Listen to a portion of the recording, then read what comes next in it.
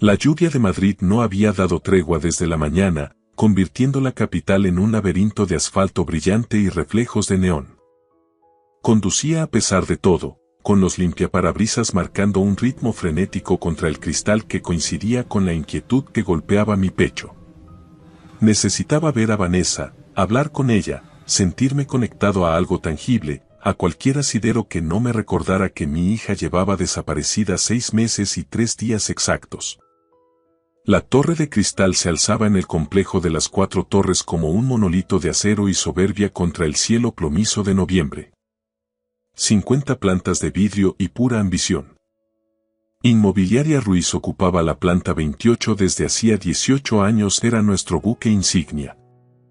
Había levantado esta empresa desde cero, ladrillo a ladrillo, con mi difunta esposa, Victoria. Ahora, caminar por sus pasillos alfombrados me hacía sentir como un intruso en el sueño de otra persona. Aparqué en mi plaza reservada del sótano y subí en el ascensor, apenas notando el zumbido familiar de la maquinaria o el suave timbre de cortesía en cada piso.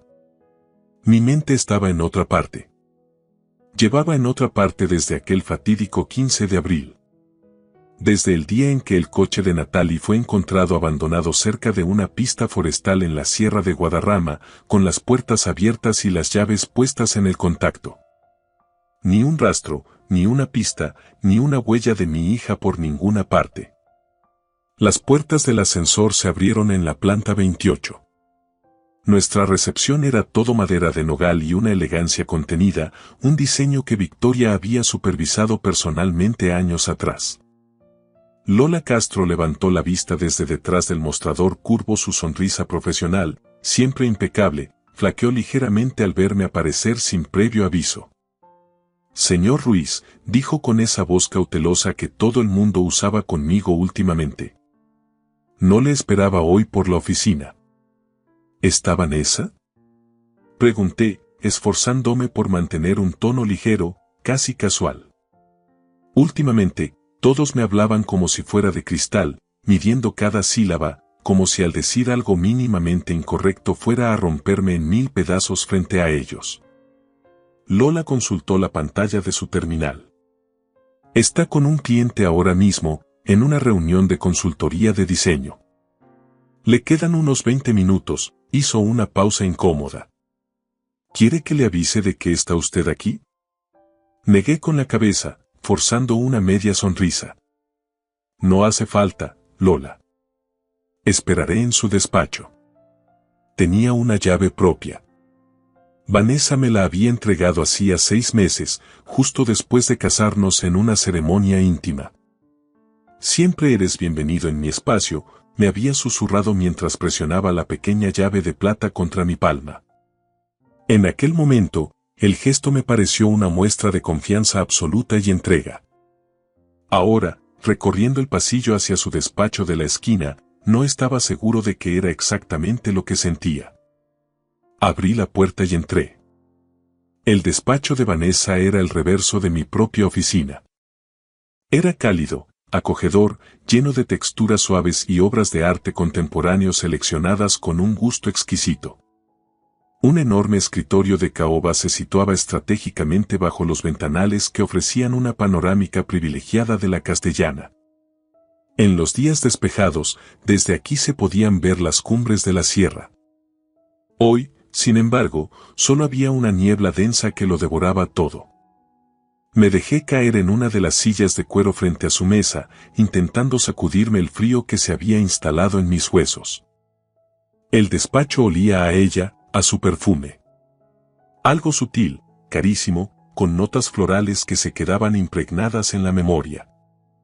Por un momento, cerré los ojos y simplemente respiré aquel aroma. Cuando los abrí de nuevo, mi mirada aterrizó por puro azar en su mesa. Estaba inmaculada, como era habitual en ella. Un portalápices de plata, una pequeña suculenta en una maceta de cerámica artesanal, una agenda de piel cerrada y, junto a ella, apoyado en un ángulo extraño, como si alguien lo hubiera soltado con una urgencia repentina, había un bolígrafo. No era un bolígrafo cualquiera. Era una Mont Blanc Meisterstück, bañada en oro, de esas que poseen un peso específico que se siente importante al tacto. Yo conocía perfectamente ese objeto. Mi corazón dio un vuelco extraño, un tropiezo violento que me obligó a incorporarme, de repente en alerta máxima. Alargué la mano sobre el escritorio y lo tomé. Mis dedos se cerraron sobre el cañón de metal frío. Allí, justo encima del clip de sujeción, casi invisible si no sabías dónde mirar, estaban grabadas dos palabras con una caligrafía delicada y precisa. Natalie R. El aire abandonó mis pulmones de golpe. Giré el bolígrafo entre mis dedos, buscando una explicación lógica, una teoría que no me llevara al abismo. Alguna razón por la que esto no fuera lo que yo sabía que era. Pero no había error posible. Había encargado ese bolígrafo personalmente hacía 4 años en una pequeña joyería artesana del barrio de las Letras. Victoria y yo lo habíamos elegido juntos para celebrar el 18º cumpleaños de Natalie. Recuerdo que pasamos 20 minutos discutiendo la tipografía del grabado. A Natalie le fascinaba. Lo llevaba a todas partes. A la Facultad de Derecho, a las bibliotecas, a sus sesiones nocturnas de estudio. Me hace sentir como una profesional de verdad, bromeaba siempre. Prometió que nunca lo perdería. Pero Natalie llevaba desaparecida desde abril. La Policía Nacional encontró su vehículo a 40 minutos del centro, abandonado en una pista forestal secundaria. Su teléfono estaba en el asiento del copiloto con la pantalla estallada. Su cartera, sus llaves. Todo estaba allí, pero ni rastro de ella. La hipótesis oficial era que había decidido caminar sola por el monte, que quizá había sufrido un accidente o se había desorientado en la espesura. Los equipos de rescate y la unidad canina peinaron la zona durante 2 semanas. No hallaron nada. Después de un mes agónico, el inspector a cargo se sentó frente a mí en el salón de mi casa y pronunció las palabras que terminaron de hundirme. Señor Ruiz, a estas alturas, debemos considerar seriamente la posibilidad de que Natalie no regrese.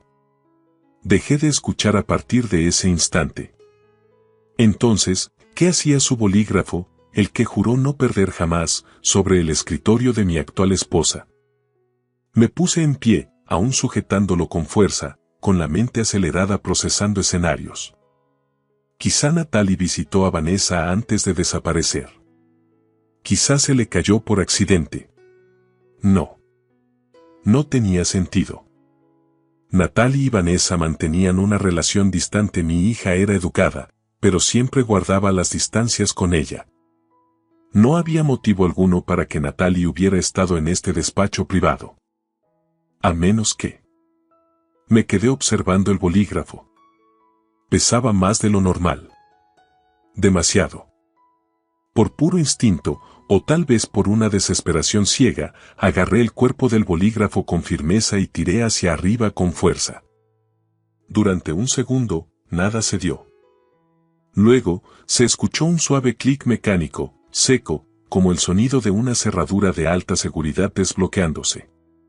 Me quedé paralizado, conteniendo el aliento. La pared revestida de madera tras la estantería de Vanessa comenzó a vibrar sutilmente. Con un zumbido eléctrico casi imperceptible, toda la sección de libros y archivadores se deslizó hacia la izquierda, revelando un pasaje que desafiaba toda lógica arquitectónica del edificio. Detrás de la pared se abría una negrura absoluta y unas escaleras.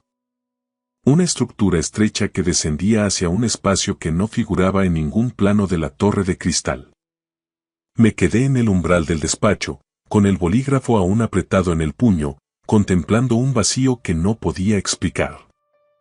Mi corazón martilleaba con tal violencia que sentía el pulso en los oídos. Se me había secado la boca por completo. En algún lugar del edificio, oí el eco de un ascensor y voces lejanas en el pasillo. Debería haber gritado. Debería haber salido corriendo a buscar a Lola o llamado a emergencias. En lugar de eso, di un paso hacia la oscuridad y luego otro. La penumbra me devoró. El aire cambió drásticamente mientras descendía. Se volvió más gélido, más viciado. Era el tipo de aire que no se ha movido en meses. Tanteé la pared con la mano izquierda, era hormigón rugoso y ligeramente húmedo. La usé como guía para bajar los escalones, que eran estrechos y empinados, diseñados para pasar desapercibidos. Los conté mecánicamente. 10, 15, 20. Al llegar al final, mis ojos tardaron en acostumbrarse a la escasa iluminación. Un único foco LED en el techo bañaba el lugar con un resplandor pálido, casi clínico. Lo que vi ante mí carecía de sentido. Era una estancia de unos 12 metros cuadrados, totalmente recubierta con paneles de espuma de alta densidad. Insonorización profesional. En una esquina, una cama de hospital con una manta gris. Junto a ella, una mesa mínima con botellas de agua y barritas energéticas. Contra la pared opuesta, una nevera pequeña, una puerta que conducía a un aseo improvisado y, en la esquina superior, vigilándolo todo, una cámara de seguridad con una pequeña luz roja que parpadeaba con una cadencia hipnótica. La habitación estaba meticulosamente organizada. Alguien había diseñado esta celda con una frialdad aterradora. Di un paso adelante, y fue entonces cuando reparé en la figura sobre la cama. Estaba acurrucada de costado, dándome la espalda. Pelo oscuro, ahora mucho más largo y apelmazado, hombros delgados que se adivinaban bajo la manta, una mano pálida descansando sobre la almohada. Natalie. Mi voz se quebró al pronunciar su nombre, apenas un hilo de aire. La figura se tensó. Se dio la vuelta con una lentitud agónica, parpadeando ante la luz. Cuando sus ojos se encontraron con los míos, se dilataron por el horror y la incredulidad. Como si estuviera viendo una aparición. Natalie, repetí, y esta vez me lancé hacia ella, cayendo de rodillas junto al camastro. Ella se incorporó apoyada en un codo, estudiándome con la mirada perdida. Su rostro estaba demacrado, con ojeras profundas que parecían hematomas y los pómulos marcados bajo una piel casi traslúcida. Pero era ella. Mi hija. Estaba viva. Papá. La palabra fue un susurro roto, casi inaudible. Alargué la mano para tocarla y ella se estremeció, un reflejo de puro miedo. Pero al notar el calor de mi piel, comprendió que no era un sueño. Se derrumbó sobre mis brazos y comenzó a sollozar de una forma que me desgarró el alma. Eran gritos mudos de socorro acumulados durante meses. La estreché contra mí, acunando su cabeza, sintiendo como mis propias lágrimas empapaban su pelo enredado. «Estás aquí», repetía ella una y otra vez. «Estás aquí de verdad». «Estoy aquí, pequeña. Te tengo. No te voy a soltar». Me aparté solo lo necesario para evaluarla. Estaba débil, con los labios cortados y una palidez que me indicaba que no había visto la luz del sol en medio año. Pero estaba lúcida. «¿Cómo?», preguntó con voz ronca. «¿Cómo has dado conmigo?» «Tu bolígrafo», dije, señalando el objeto que aún sostenía. La Mont Blanc estaba en el despacho de Vanessa. Al tocarla, se abrió el mecanismo. La expresión de Natalie cambió drásticamente. El alivio fue reemplazado por un odio gélido. «Se lo quedó», susurró Natalie. «Se lo quedó como un fetiche, como un recordatorio de su victoria». «Natalie, ¿qué ha pasado? ¿Cómo terminaste aquí? Pensábamos que habías muerto en la sierra». «Me drogó», sentenció Natalie con una firmeza que me heló la sangre. «Fue Vanessa. Aquel 15 de abril me citó para tomar un café, dijo que quería que nos conociéramos mejor, que quería ser una buena madre para mí». Natalie soltó una carcajada amarga. «Fui una estúpida. Accedí a verla aquí, en la oficina, cuando ya no quedaba nadie. Me sirvió una copa de vino y a los 10 minutos el mundo empezó a dar vueltas. Sentí que la mandíbula se me tensaba hasta doler. Vanessa, la mujer con la que compartía mi cama, la que me consolaba cada noche por la pérdida de mi hija, era quien la tenía encerrada bajo sus pies. ¿6 meses? Pregunté, aunque la respuesta me quemaba por dentro. Baja una vez por semana. Me trae suministros, me vigila. Me dice que pronto seré declarada muerta legalmente y que entonces ya no seré un problema para sus planes. La abracé de nuevo, jurándome a mí mismo que Vanessa pagaría por cada segundo de este infierno. Pero ahora, la prioridad absoluta era salir de allí. ¿Puedes caminar? Asintió, aunque sus piernas temblaban como juncos. La ayudé a levantarse, no pesaba prácticamente nada. 6 meses de cautiverio la habían consumido. Te saco de aquí ahora mismo. ¿Y Vanessa? Preguntó con pánico en los ojos. Lo verá todo por la cámara de seguridad. Que mire, dije con un odio que no sabía que poseía. Que sepa que su fetiche la ha traicionado. Vámonos. La guié por las escaleras, sosteniéndola para que no cayera. Cada paso era un triunfo. Al llegar arriba, escuché el eco inconfundible de unos tacones sobre el parqué del despacho principal. El corazón se me detuvo. Vanessa estaba de vuelta. Papá. Natalie intentó hablar, pero le puse un dedo en los labios. Tanteé en la oscuridad del hueco de la escalera hasta encontrar una pequeña palanca de mantenimiento que recordaba haber visto en los planos técnicos. Se abrió una puerta de servicio que daba a un corredor técnico de hormigón. Nos deslizamos por él justo antes de que se cerrara el panel del despacho. El pasillo olía a polvo y humedad. Tenemos que movernos rápido. Al fondo, el montacargas de servicio estaba abierto. Entramos, cerré la verja metálica y pulsé el botón del sótano 3, el de los suministros. El descenso fue eterno. 27, 26, 25. Rezaba para que Vanessa no revisara su monitor en ese preciso instante. Al llegar al garaje subterráneo, la luz fluorescente nos cegó. Mi coche estaba a pocos metros. Casi llevé a Natalie en volandas. Túmbate atrás, le ordené, cubriéndola con mi gabardina. No te muevas hasta que salgamos de aquí. Arranqué el motor y salí del parking intentando mantener una calma que no sentía. Crucé Madrid bajo la lluvia, mirando compulsivamente el retrovisor. No había nadie siguiéndonos, solo el tráfico pesado de la tarde. Conduje hacia el norte, hacia el barrio de El Viso, donde vive Álvaro Pedrosa, el abogado de confianza de mi familia desde hace 2 décadas. Álvaro fue quien gestionó el patrimonio de Victoria y quien me sostuvo en mi peor momento. Era el único en quien podía confiar la vida de mi hija. Llegué a su chalet de ladrillo visto y le envié un mensaje escueto. Emergencia total. Estoy en tu puerta. Segundos después, Álvaro abrió, aún en ropa de casa. Al ver a Natalie, su rostro se volvió de color ceniza. Lucía, su mujer, apareció detrás y soltó un grito ahogado. Entre los dos la llevaron al sofá y la envolvieron en mantas, dándole agua con azúcar para el choque. David, por el amor de Dios. ¿Dónde estaba?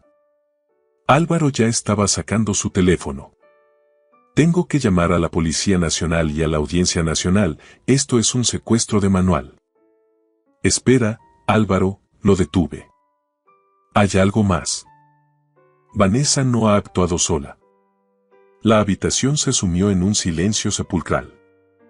Natalie, desde el sofá, habló con una voz que parecía venir de ultratumba. No fue solo ella. El tío Esteban estaba con ella. Le oí hablar a través de los paneles de la habitación. Él ayudó a planearlo todo para quedarse con el control de Inmobiliaria Ruiz una vez que tú te hundieras definitivamente. Sentí que el mundo desaparecía bajo mis pies. Esteban Barroso, mi socio, mi mejor amigo, el hombre que me entregó el pañuelo en el entierro de mi primera esposa. Álvaro me puso una mano firme en el hombro. David, esto cambia las reglas del juego. Estamos ante una organización criminal. Tenemos que actuar ahora mismo, antes de que se den cuenta de que ella se ha ido.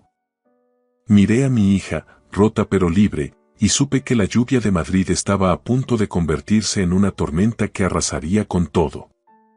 Esa noche, el silencio en el chalet de El Viso era tan pesado como el hormigón de la celda de la que acabábamos de escapar. No dormimos. Álvaro se recluyó en su despacho bajo una nube de humo de café frío, realizando llamadas discretas a antiguos contactos de la Audiencia Nacional y la Fiscalía, mientras consultaba registros mercantiles que solo un abogado con su red de contactos sabía interpretar. Yo me quedé junto a Natalie, que descansaba en una habitación de invitados custodiada por Lucía. El caldo caliente que le habían preparado apenas parecía haberle devuelto el color, pero su mirada seguía fija en la puerta. «Papá», me susurró Natalie antes de que el agotamiento la venciera finalmente, «ten mucho cuidado. Ellos no se detendrán por nada». Esteban solía decirle a ella que tú eras el único obstáculo, el lastre emocional que impedía que Inmobiliaria Ruiz fuera lo que debía ser. Salí al salón de techos altos, donde Álvaro me esperaba rodeado de carpetas y documentos impresos con urgencia. Su expresión, habitualmente imperturbable, era sombría, casi fúnebre. «David, esto es un pozo mucho más profundo y negro de lo que calculamos», dijo, ajustándose las gafas con un gesto cansado. «He estado rastreando los movimientos de capital de la empresa de los últimos 5 meses. Esteban ha estado drenando los activos de forma sistemática hacia una cuenta en un paraíso fiscal, una sociedad instrumental con sede en las Islas Caimán. Pero lo que he encontrado sobre Vanessa es lo que debería helarte la sangre». «¿Qué pasa con ella?», pregunté, sintiendo un nudo de bilis en la garganta.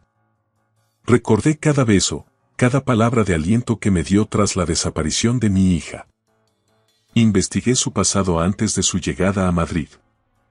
Se hacía llamar Vanessa, pero su nombre real, según los registros que he logrado triangular con la ayuda de un contacto en Interpol, es Elena Martínez. Estuvo vinculada a 2 casos de fraude matrimonial de alto perfil en Argentina y México. En ambos casos, los maridos fallecieron por causas naturales poco después de haber modificado sus testamentos a favor de ella. Nunca hubo pruebas de cargo suficientes para procesarla, pero el patrón es idéntico. Me desplomé en el sofá de cuero, sintiendo que el suelo desaparecía bajo mis pies. Mi vida entera, mi segundo matrimonio, el supuesto apoyo incondicional para rescatar la empresa tras la muerte de Victoria. Todo había sido una representación coreografiada, una estafa letal de la que yo era el blanco final. Ella no buscaba solo una buena vida, continuó Álvaro, bajando la voz. Quería la empresa limpia de herederos. Si Natalie desaparecía legalmente tras el plazo de ausencia, ¿y tú? Bueno, si tú sufrías un accidente o te quitabas la vida debido a la depresión severa, ella heredaba el control total. Esteban se quedaría con su parte del pastel como gestor y ella desaparecería con el botín. ¿Qué hacemos ahora? Mi voz sonaba gélida, despojada de cualquier rastro de humanidad. El dolor se había cristalizado en una determinación cortante. Si acudimos a la policía local, nos arriesgamos, advirtió Álvaro. Esteban tiene amigos en todas partes, desde la administración hasta las comisarías de distrito. Podrían alertarlos antes de que lleguemos. Necesitamos pruebas físicas irrefutables dentro de esa habitación oculta antes de que tengan oportunidad de limpiarla. Y, sobre todo, necesitamos que ellos confiesen bajo presión. Yo me encargaré, sentencié, poniéndome en pie. Es un suicidio, David. Esteban es un depredador y Vanessa es una profesional del engaño. Han tenido a mi hija en una jaula de hormigón durante 6 meses, respondí, mirándolo fijamente. El peligro ya pasó para mí. Ahora es el turno de ellos de sentir miedo. A la mañana siguiente, Madrid despertó bajo una bruma sucia. Regresé a la torre de cristal con un micrófono oculto y una microcámara en la solapa, conectada en directo a un servidor seguro que Álvaro supervisaba en tiempo real. Entré en el despacho de Vanessa a las 8 de la mañana, cuando el edificio aún bostezaba y el grueso de la plantilla no había llegado. Vanessa ya estaba allí, impecable como siempre en su traje de diseño. Estaba de espaldas, contemplando el horizonte desde el ventanal hacia el Palacio de Comunicaciones en la Plaza de Cibeles. Se giró al oír el clic de la puerta y forzó una de esas sonrisas perfectas que antes me daban paz y ahora me provocaban náuseas físicas. «David». «¡Qué sorpresa tan temprano!», dijo, acercándose para depositar un beso de Judas en mi mejilla. Me aparté con un movimiento brusco, casi violento. «Te noté extraño ayer en el pasillo, cielo». «¿Estás bien?». «Te noto muy tenso». «He encontrado el bolígrafo, Vanessa», dije, dejando la Mont Blanc de oro sobre el escritorio con un golpe seco que resonó en toda la estancia. El color desapareció de su rostro de forma instantánea, dejando paso a una palidez de cera. Sus ojos, antes cálidos, recorrieron el despacho con una agilidad felina, aterrizando en la estantería que ocultaba el pasaje secreto. «No sé. No entiendo de qué me estás hablando», empezó a decir, pero su voz, su herramienta de trabajo, flaqueó por primera vez. «No te molestes en actuar más, Elena. Natalie está a salvo. Está bajo custodia policial en este momento», mentí con una convicción absoluta para forzar su colapso. En ese instante, la puerta se abrió de golpe y Esteban Barroso entró en el despacho con su habitual aire de superioridad, portando un café de marca. Se detuvo en seco al notar que el aire en la habitación era irrespirable. «¿Qué ocurre aquí?», preguntó, alternando la mirada entre Vanessa y yo. «Lo sabe, Esteban», susurró ella, y su voz ya no era dulce, sino un siseo afilado. «Lo sabe absolutamente todo». Esteban dejó el café sobre una mesa auxiliar con una calma perturbadora. Su postura cambió por completo, ya no era el socio leal y el amigo de copas, sino un criminal acorralado que ya no necesitaba fingir. Caminó hacia la puerta, echó el cerrojo y se dio la vuelta. «Bueno, David», dijo Esteban con una voz grave y sin emoción. «Supongo que esto iba a pasar tarde o temprano. Eres un hombre demasiado sentimental, demasiado débil. Victoria lo era, Natalie lo era. Por eso este negocio nunca alcanzó la cima que yo proyectaba. Siempre frenándome con tu ética de vieja escuela y tus miedos morales. ¿Por eso la encerrasteis?», pregunté, luchando activamente por no saltar sobre él y apretar su cuello. «¿Por un porcentaje de beneficios?». «No se trata solo de dinero», intervino Vanessa, su máscara de esposa perfecta completamente hecha pedazos. «Es una cuestión de justicia y eficiencia. Esteban levantó esta empresa contigo, pero tú eras el rostro, el que se llevaba la gloria y los dividendos. Y yo simplemente soy una consultora de riesgos que sabe cuando una oportunidad es demasiado buena para dejarla pasar». Natalie empezó a sospechar de mis movimientos, a husmear en mis archivos privados. Se convirtió en un problema logístico. «La habéis tenido medio año bajo tierra, como a un animal», dije, con la rabia vibrando en cada fibra de mi ser. «Iba a ser un trámite temporal», dijo Esteban, encogiéndose de hombros con una indiferencia sociópata. «Solo hasta que firmaras la cesión de poderes que ya tengo redactada. Después, bueno, habríais tenido un final trágico y poético juntos. Un padre desolado que no puede soportar la pérdida de su hija y decide terminar con todo. Una historia perfecta para vender a la prensa y estabilizar las acciones». «Ya no habrá más historias, Esteban», dije, mirando directamente a la pequeña lente en mi solapa. «La función se ha acabado». En ese preciso momento, el eco de las sirenas empezó a rebotar contra los cristales de la torre, subiendo con fuerza desde la Plaza de Colón. Vanessa corrió hacia el ventanal, horrorizada. Abajo, un despliegue masivo de la Policía Nacional bloqueaba los accesos a la Torre de Cristal.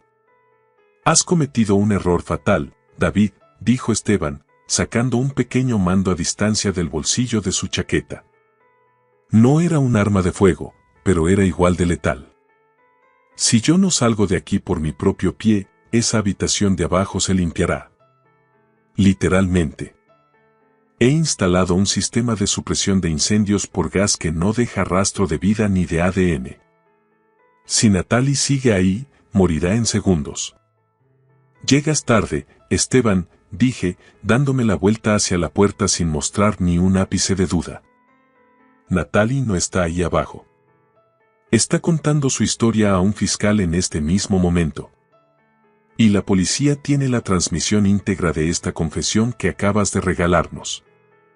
Esteban intentó abalanzarse sobre mí, con los ojos inyectados en sangre, pero la puerta del despacho saltó por los aires ante el impacto de los arietes de la unidad de intervención. Todo lo que siguió fue un caos controlado de uniformes azules, gritos de detención y el sonido metálico de las esposas cerrándose sobre las muñecas de las dos personas en las que había depositado toda mi fe. El imperio de mentiras de Inmobiliaria Ruiz se estaba derrumbando, y por primera vez en meses, el aire en la planta 28 se sentía limpio. Pasaron los meses, pero el tiempo en Madrid parecía haber recuperado un peso distinto, más real. El juicio no fue solo un trámite legal, sino un auténtico terremoto mediático, un escándalo nacional que monopolizó las portadas del país y el mundo durante semanas. Los titulares hablaban de la celda de la Torre de Cristal y de una trama de codicia que superaba cualquier ficción. Esteban Barroso y Vanessa, o Elena Martínez, como rezaba su verdadera identidad en el acta judicial de la Audiencia Nacional, fueron condenados a penas máximas. Los cargos de secuestro, pertenencia a organización criminal, administración desleal y tentativa de homicidio les aseguraron una estancia prolongada tras las rejas de Soto del Real. Inmobiliaria Ruiz sobrevivió al seísmo, aunque el precio fue una purga necesaria y dolorosa. Tuve que despedir a gran parte de la directiva y de los mandos intermedios que, por miedo o por una ambición ciega, habían decidido hacer la vista gorda ante las maniobras financieras de Esteban y la presencia constante de Vanessa en áreas restringidas. Sin embargo, el despacho de la planta 28 ya no tenía el mismo significado para mí. Aquellas paredes de vidrio ya no representaban el éxito, sino el eco de un cautiverio que casi me roba lo que más quería. La empresa seguía en pie, pero mi prioridad había dejado de ser el balance de resultados. Hoy es un día inusualmente despejado en Madrid, uno de esos días en los que el azul del cielo parece pintado con una claridad casi irreal. Estoy sentado en una terraza cerca del Parque del Retiro, sintiendo el calor del sol de mediodía en la cara mientras espero. Observo a la gente pasar por la calle de Alcalá, ajenos a la tragedia que casi nos consume, y entonces la veo. Natalie camina hacia mí entre la multitud. Ha recuperado peso y el tono saludable de su piel, su melena oscura vuelve a brillar con intensidad bajo el sol español y, lo más importante de todo, la luz ha regresado finalmente a sus ojos. El camino no ha sido fácil. Todavía sufre pesadillas recurrentes donde las paredes de su habitación se cierran sobre ella, y todavía se estremece de forma instintiva cuando escucha el sonido de un clic mecánico o un zumbido eléctrico. Pero está aquí. Estamos aquí. He pagado un precio muy alto por esta lección de vida. He aprendido que la traición más devastadora no siempre proviene de extraños con intenciones ocultas o enemigos declarados. A veces, la traición se sienta a desayunar contigo cada mañana, te da un beso de buenas noches antes de dormir y tiene la sangre fría de consolarte por las mismas pérdidas que ella misma ha provocado de forma deliberada. Ignoré mis instintos más básicos porque el miedo a la soledad tras la muerte de Victoria fue más fuerte que mi prudencia. Quise creer en una segunda oportunidad, en un nuevo comienzo, de una forma tan desesperada que cerré los ojos voluntariamente ante las evidencias que gritaban frente a mí. Me negué a ver la sombra detrás de la sonrisa de Vanessa. Pero la verdad tiene una forma caprichosa y extraña de salir a la luz, a veces grabada en la superficie de un simple bolígrafo de oro que alguien olvidó sobre un escritorio por un exceso de confianza. Ahora caminamos juntos por el parque, respirando el aire fresco que entra desde los jardines. Ya no hay secretos que guardar, no hay muros ocultos ni habitaciones insonorizadas en nuestras vidas. Solo existe el presente, este momento compartido bajo los árboles centenarios del Retiro. Y por primera vez en mucho tiempo, al mirar hacia adelante, el futuro no me parece un túnel oscuro y asfixiante, sino un camino abierto que ambos podemos recorrer con los ojos bien abiertos y el corazón en paz. Gracias por escuchar la historia hasta el final. Dale like y deja un comentario. Suscríbete al canal y activa la campana para no perderte la próxima historia. Les deseo todo lo mejor.